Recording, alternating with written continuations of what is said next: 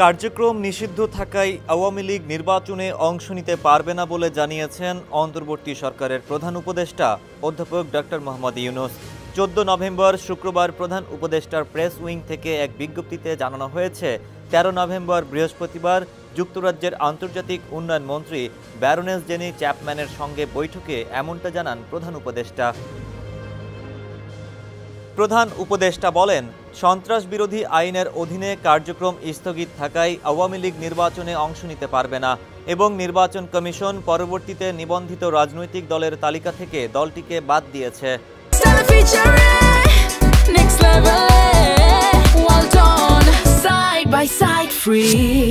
আসন্ন নির্বাচন অংশগ্রহণমূলক হবে জানিয়ে তিনি বলেন, এবারের নির্বাচনে 10 লাখ তরুণ ভোটার নিজেদের ভোটাধিকার প্রয়োগ করবেন, যারা গত 16 বছরে আওয়ামী লীগের দুঃশাসনের সময় অনুষ্ঠেয় 3টি সংসদ নির্বাচনে ভোট দিতে পারেননি।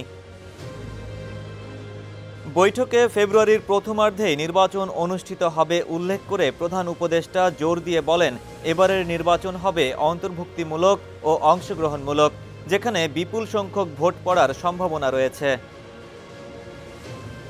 জুলাই সনদের প্রসঙ্গ টেনে তিনি বলেন, জুলাই সনদ বাংলাদেশের জন্য একটি নতুন সূচনা, যা গত বছরের ঐতিহাসিক জুলাই আগস্ট গণঅভ্যুত্থানে অংশগ্রহণকারী লাখ লাখ মানুষের আকাঙ্ক্ষার প্রতিফলন ঘটাবে।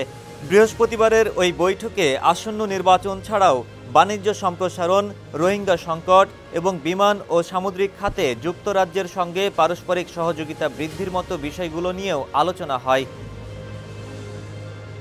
ডেস্ক রিপোর্ট, সমকাল।